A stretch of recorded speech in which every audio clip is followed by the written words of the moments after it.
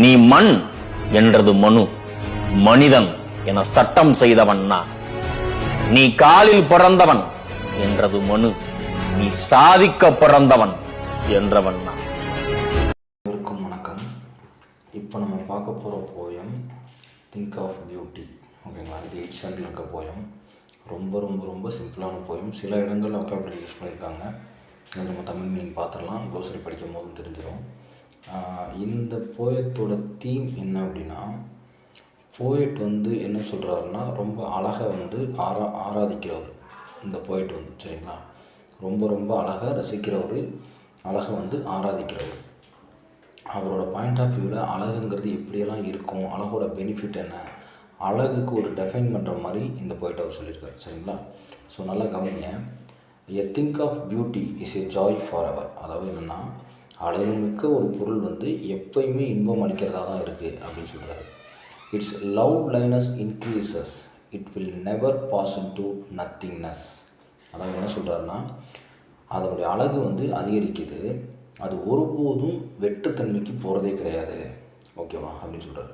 But will keep a bower quiet for us and a sleep full of sweet dreams and healthy and quiet breathing. அதே சமயம் அது வச்சிருக்கு என்னென்ன அப்படின்னா, மரத்தடியில் இருக்க ஒரு அமைதியையும், இனிய கனவுகள் முழுவதும் நிரம்பிய தூக்கத்தையும், உடல் நலத்தையும், அமைதியான சுவாசத்தையும் வச்சுருக்கு அப்படின்னு சொல்கிறாரு. Therefore on every morrow or we rethink a flowery band to bind us to earth. இதில் என்ன சொல்கிறாருன்னா, அதனால் ஒவ்வொரு மறுநாள்லையும் நம்ம என்ன செய்கிறோம், ஒரு மலர் வளையத்தை தொடுக்கிறோன்னா கோக்குறது. நம்ம இந்த புவியோடு பிணைத்திருக்க, ஓகேங்களா, இந்த பூமியோடு இணைஞ்சிருக்க ஒரு மலர் வளையத்தை தொடுக்கிறதா அவர் கற்பனை பண்ணுறாரு. அதான் ரெத்திங் அப்படிங்கிறதுனா தொடுக்கிறது அப்படின்னு அர்த்தம். ரெத்திங் தொடுக்கிறது. அடுத்த பாருங்கள். Some shape of beauty moves away the pall from our dark spirits. சில வடிவங்கள் கொண்ட அழகு இருக்கு இல்லையா, நம் இருண்ட ஆன்மாக்கள் மீது இருக்கும் சவத்துணியை அகற்றும் அப்படிங்கிற மாதிரி சொல்கிறார். சவத்துணியை அகற்றும் என்னென்னா, some shape of beauty moves away the pall from our dark spirit. Dark ஸ்பிரிட்னா ரொம்ப ஒரு கசப்பான காலம், கசப்பான அனுபவம் எது வேணா இருக்கலாம். அதான் அவர் சொல்கிறார். சில அழகிய வடிவம் நம்ம இருண்ட ஆன்மாக்கள் மீது இருக்கும் சவத்துணியை அகற்றுது அப்படிங்கிற மாதிரி சொல்கிறார். ஃப்ரம் த டார்க் ஸ்பிரிட்டுங்கிற அர்த்தம். அது என்னென்னா, சர்ச் the sun, moon, tree old and young, sprouting a shady boon for simple sheep அப்படிலாம் சொல்லி முடிக்கிறாங்க. இந்த லைனோட கட் பண்ணி நம்ம படிக்கணும். From the pall from the dark spirit, அதோட ஃபுல் ஸ்டாப் ஆயிடுச்சு. சர்ச் த மூன் எதுன்னா, நம்ம சொல்லணும்னா எப்படி சொல்கிறது, சூரியன் சந்திரன் அவைகள். சர்ச் த சன் மூன் அப்படின்னு சொல்லி முடிக்கிறார். சர்ச் த சன் மூன் ட்ரீஸோடு அப்படியே கண்டினியூ ஆகுது. இதெல்லாம் இயற்கையோட அழகை பற்றி பேசுகிறாங்க. இதெல்லாம் எப்படி போகுதுங்கிறத பாருங்கள். ஃபுல்லாக அந்த 4 லைனையும் மொத்தமாக வச்சா நம்மளால் மீனிங் அண்டர்ஸ்டாண்ட் பண்ணிக்க முடியும். Search the sun Moon trees volt and young, sprouting a shady boon for simple sheep அப்படிங்கிறாங்க. அதுக்கப்புறம் and search R டெஃபோடில்ஸ் with the green world they live in and clear reels that for themselves a cooling covert make ஜெயின் the hot season. இந்த ஒவ்வொரு இதையும் நிப்பாட்டி கரெக்டாக meaning சொல்கிறேன் பாருங்கள். அதாவது trees volt and young sprouting a shady boon for simple sheep அப்படின்னா, ஒரு சாதுவான ஆடுகளுக்கு நிழல் என்னும் கொடையளிக்கிற முளைத்து வர மரம் மாதிரி முதிய மரங்கள் இருக்கு இல்லையா, அது என்ன செய்யும், ஆடுகளுக்கு ஒரு நிழலை கொடுக்கும். அந்த மாதிரி இருக்கலாம் அப்படிங்கிறாரு. மேலும் என்ன சொல்கிறாரு, இந்த பசுமையான உலகில் வசிக்கும் டபாடில்ஸ் மலர்கள், ஓகே, மேலும் அவைகள் பசுமையான உலகில் வசிக்கும் டபாடில்ஸ் மலர்கள். அதான் அந்த இடத்துல சொல்கிறார். டஃபாடில்ஸ், இங்கிலீஷில் டஃபாடில்ஸ், தமிழில் டபாடில்ஸ்னு வாசிப்போம். டஃபாடில்ஸ் அப்படிங்கிறார். அண்ட் சர்ச் a daffodils with the green world they live in. அதுக்கப்புறம் என்ன சொல்கிறாருன்னா, and clear rills that for themselves a cooling covert make ஜெயின் த ஹாட் சீசன் அப்படிங்கிறது என்ன அப்படின்னா, ஒரு கோடை காலத்தில் எப்படி வெப்பம் அதிகமாக இருக்கும், அந்த நேரத்தில் கூலிங்கை தமக்காக உருவாக்குற ஒரு இடம் இது, தெளிவான நீரோடைகள். அதான் அவங்க சொல்கிறது, தெளிவான நீரோடை. அதான் ஜெயின் த ஹாட் சீசன். அந்த ஹாட் சீசனில் கூலிங்கை தரக்கூடிய தெளிவான நீரோடைகளாக கூட இருக்கலாம். அந்த அழகுங்கிறது என்னவா வேணா இருக்கலாம்.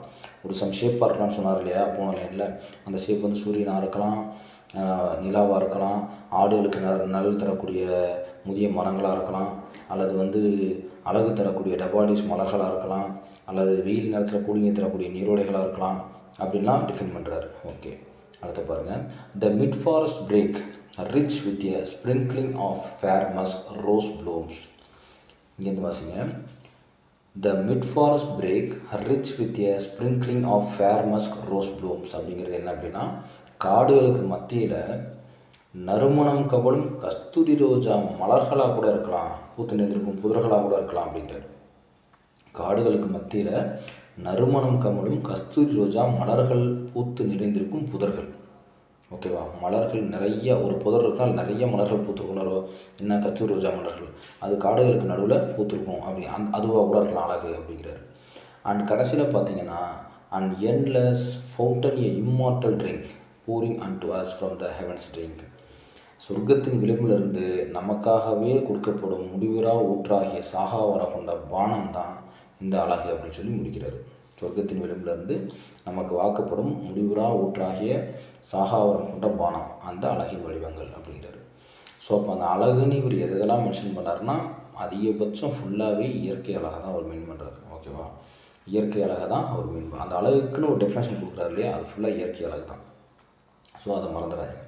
ஸோ இதில் பார்த்தீங்கன்னா எந்த வேர்டுக்கெலாம் எக்ஸாக்டாக நமக்கு மீனிங் தெரியணும் அப்படின்னா, இந்த டஃபோடல்ஸ் மலர் இதுங்கிறது ஒரு மலர், அதை நமக்கு தெரியணும்.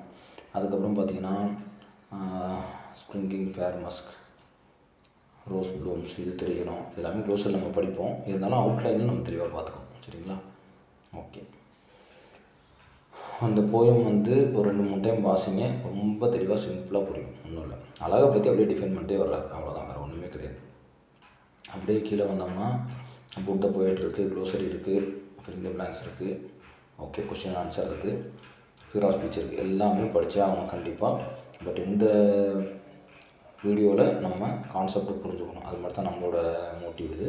ஸோ நல்லா திரும்ப திரும்ப படிங்க, இது ஒரு விஷயமே இல்லை, சிம்பிளாக படிங்க, திரும்ப திரும்ப படிங்க. இங்கிலீஷில் கண்டிப்பாக 95+ போடணும். சரிங்களா, ஓகே, தேங்க்யூ ஸோ மச்.